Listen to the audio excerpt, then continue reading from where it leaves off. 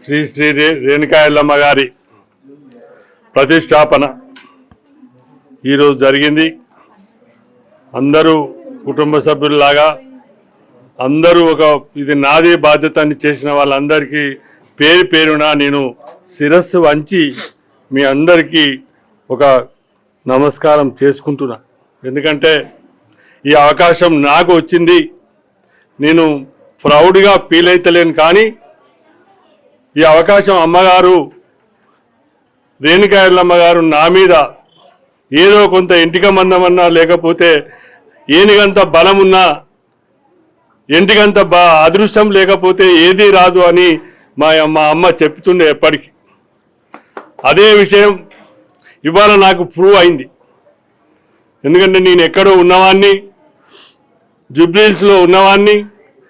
అసలు ఇక్కడ ఈ అశోక్ నగర్ ఇవి అంతానంటే నాకు తెలియదు. అసలు ఇక్కడికి కూడా నేను ఎప్పటికీ రాకపోయినా అమ్మవారి అనుగ్రహంతో వీళ్ళందరూ ఇక్కడ సెక్రటరీ కానీ ఇక్కడ ఉన్న స్టాఫ్ వాళ్ళందరూ ఒక ముహూర్తం పెట్టుకున్నారు. వాళ్ళు డిసెంబర్ 11 అని పెట్టుకున్నారు. పెట్టుకున్న తర్వాత నా దగ్గరికి డిసెంబర్ 5 నాడు నా దగ్గరికి వీళ్ళందరూ వచ్చినారు. సార్, మీ పేరు అనౌన్స్ అయింది, మీరు ఎట్టి పరిస్థితిలో మేము గుడి కట్టాలనుకుంటున్నాం సార్ అన్నారు. గుడి కట్టడానికి నా అబ్జెక్షన్ ఏముంటుందని నేను అనుకున్నా. కానీ ఇక్కడ ఎప్పటి నుంచో గుడి కట్టాలంటే అందరికీ ఒక దయ్యంలాగానో భూతంలాగా చూపించారు అందరు. కానీ అటువంటి ఏం లేకుండా, ఏం లేదమ్మా కడదాము, నా వంతు సహకారం కూడా నేను చేస్తా తప్పకుండా. మీకు ఎంత వీలైతే అంత నన్ను ఒలుచుకొని తినండి, నేను అంత మెత్తగా ఉంటా నేను. కాబట్టి నాకు కఠినం అనేది ఉండదు, నాకు కోపం అనేది అసలుకు ఉండదు అని అంటే మేడం వాళ్ళు కూడా వీళ్ళందరూ వెంకటేష్ వీళ్ళందరూ వచ్చిన వాళ్ళు కూడా చాలా సంతృప్తి చెంది, మరి ఎట్లా సార్ మీరు ప్రమాణ స్వీకారం చేసినాక అంటే అదే రోజు పెట్టండి నాది కూడా. నేను కూడా ఏం అనుకోలేదు, సీఎం కూడా చెప్పలే, నేను సీఎం కూడా కలవకపోయినా పర్వాలేదు, మీరు అమ్మవారిది అంటున్నారు కాబట్టి అమ్మవారి కంటే ఎవరు ఎక్కువ కాదు, సీఎం ఎక్కువ కాదు, ప్రైమ్ మినిస్టర్ ఎక్కువ కాదు. కాబట్టి నేను ఆ మాట ధైర్యంతో అమ్మవారు అనగానే అదే 11వ తారీఖు డిసెంబర్ 11 నాడు నా ప్రమాణ స్వీకారం చేసి ఇక్కడికి వచ్చి శంకుస్థాపన చేసి అక్కడికి పోయి ప్రమాణ స్వీకారం చేసుకున్నా. ఆ చేసుకున్న గడియ నుంచి మా మీద ఏదో ఉన్నట్టు, మా మీద ఏదో ఈ అమ్మవారు నాకు మనం దీన్ని శంకుస్థాపన చేసినాం, ఈ శంకుస్థాపనలో ఎటువంటి ఆటంకం రాకూడదు, వస్తే ఎవరైనా దీన్ని శంకుస్థాపన చేసిన వాళ్ళనేది పేరు ఫస్ట్ పోతుంది. కాబట్టి అది ఎక్కడా జరగకుండా అందరూ వెంకటేశ్వర రెడ్డి అయినా వీళ్ళందరూ మంచి అకౌంట్ కూడా వెంకటేశ్వర యాదవ్ పెట్టి వీళ్ళందరినీ చైర్మన్గా చేసి గుడికి చైర్మన్గా చేసి వాళ్ళను చేసిన తర్వాత దీనికి పైసలు కూడా రావడం స్టార్ట్ అయింది.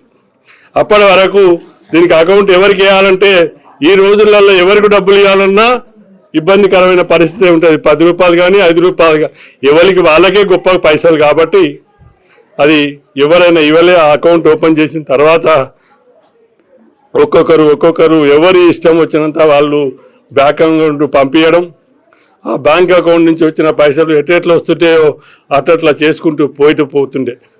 మొన్ననే నేను ఏమన్నా అంటే ఇప్పుడు జరిగే గుడి అయితే అయిపోయింది, కానీ ప్రతిష్టాపన చేయాలంటే 5 నుంచి 10 లక్షల రూపాయలు కావాలి అని వెంకటేష్ యాదవ్ వాళ్ళకే చెప్పిన. నేను ఎక్కడన్నా దాతలు ఉంటే మంచిగా ఉంటే చేయండి, చేస్తే దానికంటే అది కూడా ఎక్కడ కాకపోయినా ఇది అనుకున్నది జరిగి తీరాలి. కాబట్టి దీన్ని ఎక్కడ ఆపేది లేదు. మనం తొందరగా గుడి ఏదో సంవత్సరాల కొద్దీ గుడి కడతారు, కానీ ఈ 5 నెలల్లో పూర్తిగా 5 నెలలు పూర్తిగా కంప్లీట్ అయ్యి 6వ నెల నడుస్తున్నది. మనం వచ్చి అప్పటి నుండి ఇప్పటి వరకు గుడి పని 1 నెల రోజులు కొంచెం పని అటు ఇటు ఆగినా అది మేస్త్రీలతోనే ఆగింది, మనతోనే ఎక్కడ ఆగలే. దీని చరిత్ర ఎంత గొప్పది అంటే దీనికి పూర్వీకులు చెప్తున్నారు. ఇక్కడ ఇదొక బావి ఉండింది, ఇక్కడ ఎల్లమ్మ తల్లి ఉండింది. ఇక్కడ ఈ ఎల్లమ్మ తల్లి అందరూ కొలుస్తుంది, కానీ అమ్మవారికి గుడి లేదు అని. కానీ ఇన్ని రోజుల నుంచి 60 ఏళ్ళ నుంచి 1960 నుంచి ఇప్పటి వరకు దీనికి గుడి లేదు అంటే మరి వచ్చిన వాళ్లకు ఎవరికి దయలేకనా కాదు. వాళ్ళకు ఇందాక చెప్పినట్టు ఏనిగంత బలం ఉన్నా ఎంటికంత అదృష్టం లేకపోతే ఎవరూ ఏమి చేయలేరు. అది నేను కావచ్చు, ఇంకోరు కావచ్చు, ఎవరైనా కావచ్చు. వాళ్ళకు నాకు తోడు అయి ఆ బలాన్ని నాకు ఆ ఇంటికంత అదృష్టాన్ని మీరందరూ కల్పించినందుకు మీ అందరికీ పేరు పేరున కృతజ్ఞతలు. కాబట్టి ఈ రేణుకా ఎల్లమ్మ తల్లిని ఎప్పుడు ఇందాక నేను చెప్పిన ఇది నా ఇంటి వెలవెలుపులాగా చూసుకుంటూ ప్రతిసారి ఇక్కడికి నాకు ఏ పదవి ఎక్కడ వచ్చినా, ఏ పదవి నుంచి నేను ఏ దూరం పోయినా ఫస్ట్ రేణుకా ఎల్లమ్మను దర్శనం చేసుకున్న తర్వాతనే నేను ఎక్కడికైనా పోయేది ఉంటుంది. ఇంతకుముందు పీజేఆర్ గారు ఉండేది.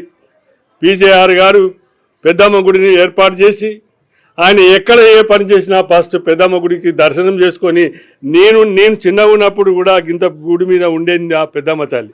అప్పటి నుంచి కూడా పీజేఆర్ ఆడికి వస్తుండే. కాబట్టి పీజేఆర్ లాగా అంత పెద్దవాడిని కాక నేను కానీ అందులో చిన్నవాడిని అయినా నేను కూడా ఈ రేణుకా ఎల్లమ్మను తప్పకుండా చూసుకుంటూ మేము ఎప్పటికీ దర్శనం చేసుకుంటూ పోయి మీ అందరిని కూడా కోఆర్డినేట్ చేసుకొని పోయి మీరందరూ కూడా మీ కుటుంబ సభ్యులందరూ కూడా ఇక్కడికి వచ్చేదానికి ప్రయత్నం చేయండి. ఎందుకంటే ఇవాళ ఇంత పెద్ద ప్రతిష్టాపన, మీరు ఇంటికి ఇద్దరు వచ్చినా ఎంతమంది కావాలో మీకే తెలవాలి. మీరు ఇంట్లో ఒక నలుగురో ముగ్గురో ఉంటారు అందరు, కానీ అందరి కుటుంబ సభ్యులు రాకపోతే ఎట్లా? ఇది మనది కుటుంబం. కాబట్టి సరే రాని వాళ్ళని మనం ఏమి ప్రశ్నించే హక్కు మనకు లేదు. కానీ మన బంధువుల్లాగా ఇవాళ నా ఇంట్లో పెళ్ళి ఉంది మీరు ఎందుకు రాలేదంత అడిగేంత ఒక్కటి మాత్రం నాకు మాత్రం అందరి మీద ఉంది స్వతంత్రం.